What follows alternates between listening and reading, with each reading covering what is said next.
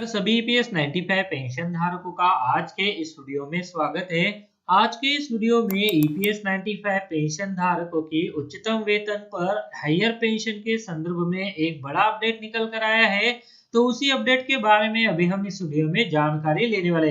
तो जी हाँ, सभी ईपीएस 95 पेंशन धारकों को अवगत है कि ईपीएस 95 पेंशन धारकों की उच्चतम पेंशन के मामले सुप्रीम कोर्ट में अभी भी लंबित है। सुप्रीम कोर्ट में इन मामलों के ऊपर सुनवाई के लिए सभी ईपीएस 95 पेंशन धारक इंतजार कर रहे हैं।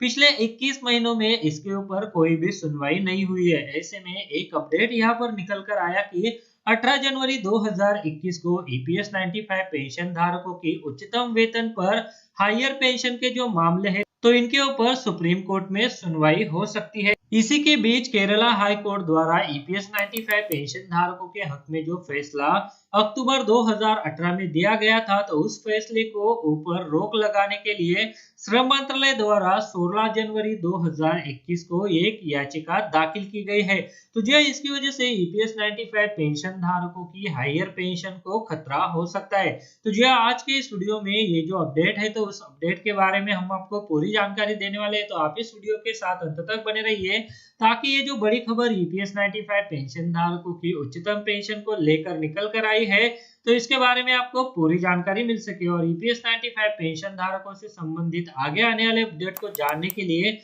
अगर आपने चैनल को अभी तक सब्सक्राइब नहीं किया है, तो वीडियो के नीचे जो रेड कलर का बटन है तो उसे प्रेस करके आप चैनल को सब्सक्राइब करके रख लीजिए ताकि भविष्य में जो भी अपडेट आए तो उसका नोटिफिकेशन आपको सबसे पहले मिल सके। तो चलिए, ईपीएस 95 पेंशन धारकों के जो उच्चतम पेंशन के मामले सुप्रीम कोर्ट में लंबित है, जिसमें ईपीएफओ द्वारा जो पुनर्विचार याचिका दाखिल की गई है और यूनियन ऑफ इंडिया द्वारा जो एक याचिका दाखिल की गई है, तो वो है इन याचिकाओं के ऊपर और साथ में जो संलग्न मामले हैं, तो इन मामलों के ऊपर 18 जनवरी 2021 को सुनवाई हो सकती थी। पर इससे पहले सुप्रीम कोर्ट में श्रम मंत्रालय द्वारा केरला हाई कोर्ट द्वारा जो फैसला दिया गया था, तो उस फैसले को रोक लगाने के लिए एक याचिका को दाखिल किया गया है। तो जो ईपीएस 95 पेंशन धारकों की मामलों की सुनवाई के पहले सुप्रीम कोर्ट में ईपीएस 95 हायर पेंशन की मामले ईपीएस 95 पेंशन धारकों के हक में केरला हाई कोर्ट द्वारा जो फैसला दिया गया था, उस फैसले पर रोक लगाने के लिए एक याचिका दाखिल की गई है। तो जी दोस्तों, जैसा कि आप स्क्रीन पर देख पा रहे हैं कि 65 लाख ईपीएस 95 पेंशन धारकों के लिए ईपीएस 95 हायर पेंशन मामले की सुनवाई के पहले श्रम मंत्रालय ने सुप्रीम कोर्ट में खेला बड़ा डाव। तो जी दोस्तों, केंद्र सरकार ने अन्य पक्षों को सुने बिना पूर्ण पेंशन पर केरला उच्च न्यायालय के फैसले पर रोक लगाने का अनुरोध करते हुए सुप्रीम कोर्ट का दरवाजा खटखटाया है। उच्च न्यायालय ने ईपीएफ के सदस्यों को उनके वेतन के अनुसार पूर्ण पेंशन प्रदान करने का निर्देश 2018 में दिया था। जब सर्वोच्च न्यायालय में 21 महीने के अंतराल के बाद सोमवार को मामले पर विचार करने वाली थी, तब श्रम मंत्रालय ने एक ताजा याचिका 16 जनवरी को दायर की है, जिसमें कहा गया है कि पूर्ण पेंशन प्रदान करना व्यवहारिक नहीं है।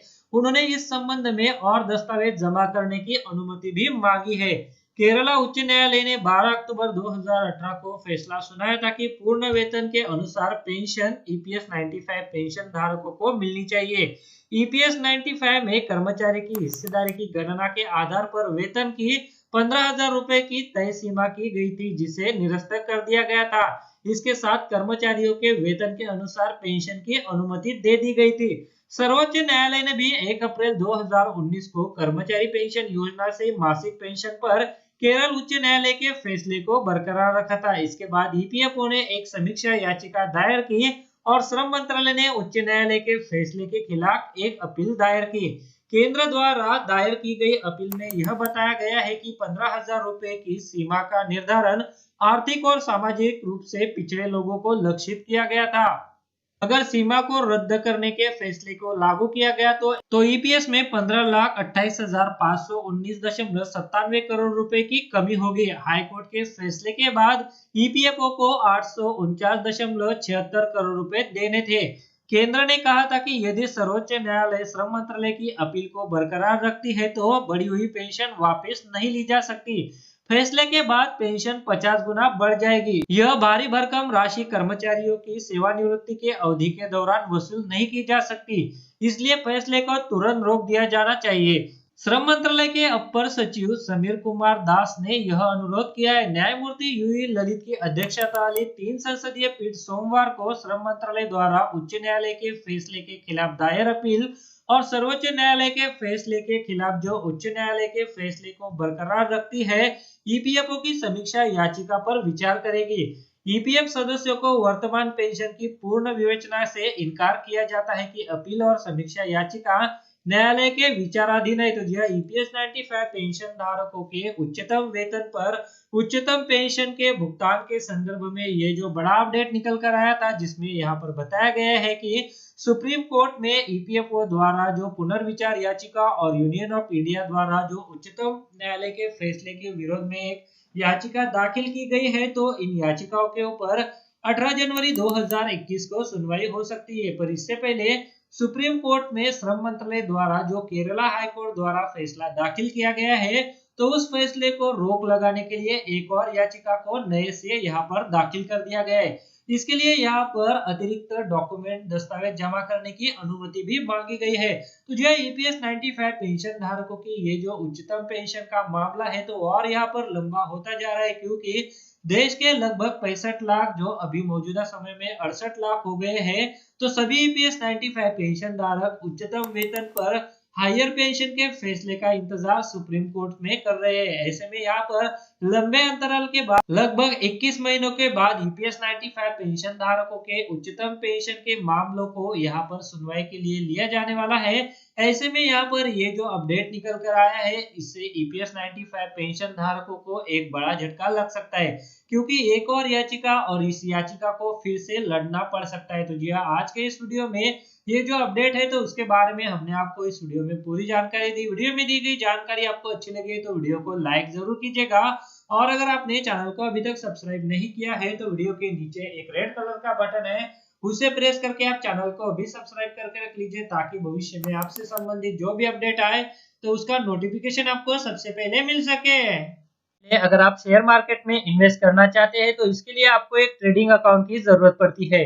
ट्रेडिंग अकाउंट ओपन करने के लिए वीडियो के डिस्क्रिप्शन में मैंने आपके लिए एक लिंक देके रखा है।